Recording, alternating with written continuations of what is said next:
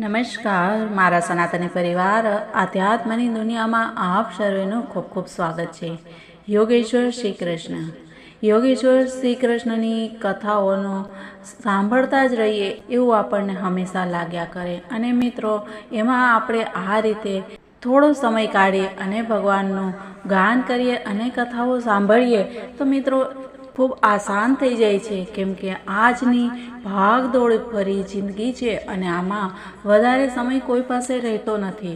તો આ સમયમાં જ્યારે આપણે મોબાઈલ હંમેશા હાથમાં હોય છે અને આપણે 5 થી 10 મિનિટ જો આપણે ભગવાન માટે કાઢીએ, શ્રી કૃષ્ણને સ્મરણ કરવા માટે કાઢીએ તો ખૂબ જ સારું છે। તો એના માટે મિત્રો આ આપણે સિરીઝ શરૂ કરી છે અને એમાં કથાઓનું આપણે શ્રવણ કરીએ છીએ। આમાં ભગવાન શ્રી કૃષ્ણની અત્યારના બાલ કથાઓ ચાલે છે।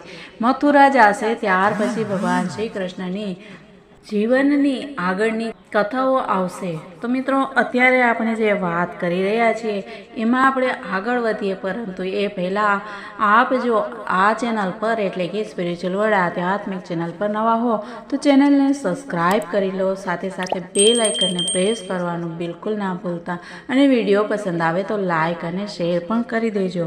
મિત્રો, જ્યારે ભગવાન શ્રી કૃષ્ણ વનમાં ગાયો ચરાવવા માટે જતા હતા ત્યારે ગોપીઓ એમને યાદ કરી અને દિવસો પસાર કરતી હતી અને ખૂબ જ ભાવ વિભોર થઈ જતી, ભગવાનનું સ્મરણ જ કર્યા કરતી હતી। અને જ્યારે ભગવાન ગાયો ચરાવીને આવે ત્યારે દર્શન કરી અને એક શકૂન મહેસૂસ કરતી હતી।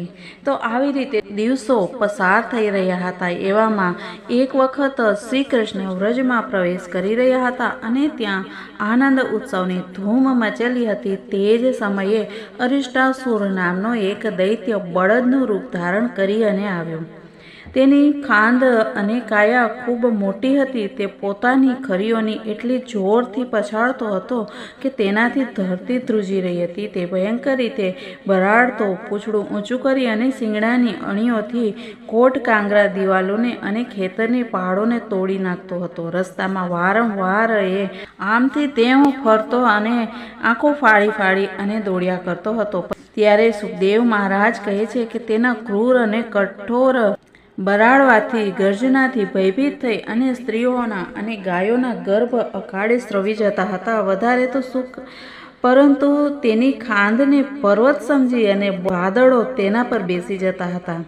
તે અણીદાર શિંગડાવાળા બળદને જોઈ અને વ્રજમાં સ્ત્રી પુરુષો ભયભીત થઈ ગયા। પશુઓ તો એટલા ગભરાઈ ગયા કે તેમના સ્થાન છોડી અને ભાગી ગયા। તે વખતે બધા વ્રજવાસીઓ શ્રી કૃષ્ણને પોકારતા અને તેમના શરણમાં જતા। ભગવાને જોયું કે મારું ગોકુળ ખૂબ ભયભીત થઈ રહ્યું છે, ત્યારે તેમણે ડરશો નહીં એવું કહી અને બધાને આશ્વાસન આપી અને પછી તે વૃષાસુરને લલકાર્યો કે મહાદુષ્ટ, તું આ ગાયો અને ગોવાળોને શું ડરાવી રહ્યો છે અને તેનાથી તને શું મળશે? જો તારા જેવા દુરાત્મા દુષ્ટોના અભિમાનના ચૂરે ચૂરા કરનારો હું કાળ અહીંયા છું। આ રીતે બોલી અને ભગવાને પોતાને સાથળ પર હાથ ઠોકી અને તેને ક્રોધિત કરવા માટે એક મિત્રના ગળામાં હાથ મૂકી અને ઊભા રહી ગયા। ભગવાન શ્રી કૃષ્ણના આ પડકારથી તે ક્રોધથી લાલ પીળો થઈ ગયો અને પોતાની ખરીઓથી ખૂબ જ જોરથી ધરતી ખોદતો શ્રી કૃષ્ણ તરફ દોડ્યો। કારણે તે ઊંડા શ્વાસ લેતો પાછો ફરી ભગવાન તરફ ધસ્યો અને ભગવાને જોયું કે હવે મારા ઉપર પ્રહાર કરવા ઈચ્છે છે, ત્યારે તેમણે તેના શિંગડા પકડી લીધા અને પગથી દબાવી અને તેને ભીના કપડાની જેમ નીચોવી નાખ્યો। ત્યાર પછી તેના શિંગડા ઉપાડી અને તેને ખૂબ માર્યો। અત્યંત માર ખાવાથી તે હાલ્યા ચાલ્યા વિના જ પડી રહ્યો। આ પ્રમાણે તે દૈત્ય મોઢામાંથી લોહી ઓગતો અને પગ પછાડવા લાગ્યો। તેની આંખોની કીકીઓ અવળી ફરી ગઈ અને તેણે ખૂબ જ કષ્ટ સાથે શરીર છોડ્યું। અને આ બધું જોઈ અને દેવતાઓ ભગવાન પર પુષ્પોની વૃષ્ટિ કરવા લાગ્યા અને સ્તુતિ કરવા લાગ્યા। જ્યારે ભગવાન શ્રી કૃષ્ણએ આ રીતે બળદ રૂપમાં આવેલા અરિષ્ટાસુર એટલે કે વૃષાસુરને મારી નાખ્યો ત્યારે બધા ગોવાળિયાઓ ખૂબ પ્રસન્ન થયા અને ભગવાનની પ્રશંસા સ્તુતિ કરવા લાગ્યા અને ગોપીઓ આનંદથી પુલકિત થઈ ગઈ।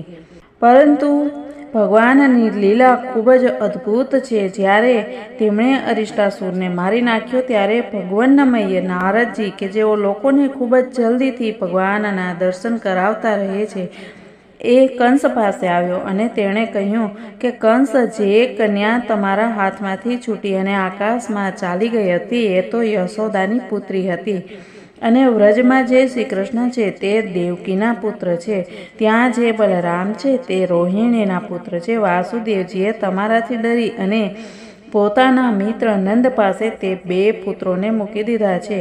તેમણે જ તમારા અનુચર દૈત્યોનો વધ કર્યો છે. આ વાત સાંભળતા જ કંસની બધી ઇન્દ્રિયો ક્રોધથી ધ્રુજવા લાગી અને તેણે વસુદેવજીને મારી નાખવા માટે તુરત જ તીક્ષ્ણ તલવાર ઉઠાવી લીધી.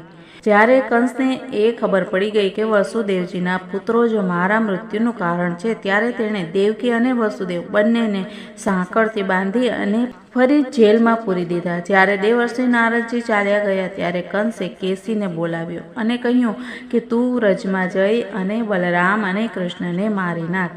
તે રવાના થઈ ગયો અને ત્યારબાદ કંસે મુષ્ટિક, ચાણૂર, શલ, તોસલ વગેરે પહેલવાનો, મંત્રીઓ અને મહાવતોને બોલાવી અને કહ્યું કે તમે ધ્યાનથી સાંભળો. વસુદેવના 2 પુત્રો બલરામ અને કૃષ્ણ નંદના વ્રજમાં રહે છે. તેમના હાથે મારું મૃત્યુ છે એવું કહેવાય છે. તેથી જ્યારે તે અહીં આવે ત્યારે તમારે તેમને કુસ્તી લડવા માટે પ્રેરી અને મારી નાખવાના. હવે તમે લોકો અખાડાની ચારે બાજુ અનેક પ્રકારના મંચ બાંધો અને તેના પર બેસી અને નગરવાસી અને રાજ્યની પ્રજા આ સ્વચ્છંદ મલ્લયુદ્ધને જોઈ શકે. મહાવત, તું બહુ ચતુર છે. જો તારે રંગમંચના દરવાજા પર આપણા કુવલયાપીળ હાથીને ઊભો રાખવાનો અને જ્યારે મારા શત્રુ બલરામ અને કૃષ્ણ ત્યાંથી નીકળે ત્યારે તે હાથી દ્વારા તેમને મારી નાખવા. આજ ચતુર્દશીના દિવસે વિધિપૂર્વક ધનુષ યજ્ઞનો પ્રારંભ કરી દો અને તેની સફળતા માટે વરદાતા ભૂતનાથ ભૈરવને અનેક પવિત્ર પશુઓનો બલિ ચડાવો. આ પ્રમાણે કંસે બધો જ પ્લાન તૈયાર કરી લીધો. પરંતુ આગળ હવે શું થાય છે તે મિત્રો આપણે અવશ્ય જાણશું, પરંતુ કાલે. ત્યાં સુધી બધાને જય શ્રી કૃષ્ણ. રાધે રાધે. ભારત માતાની જય.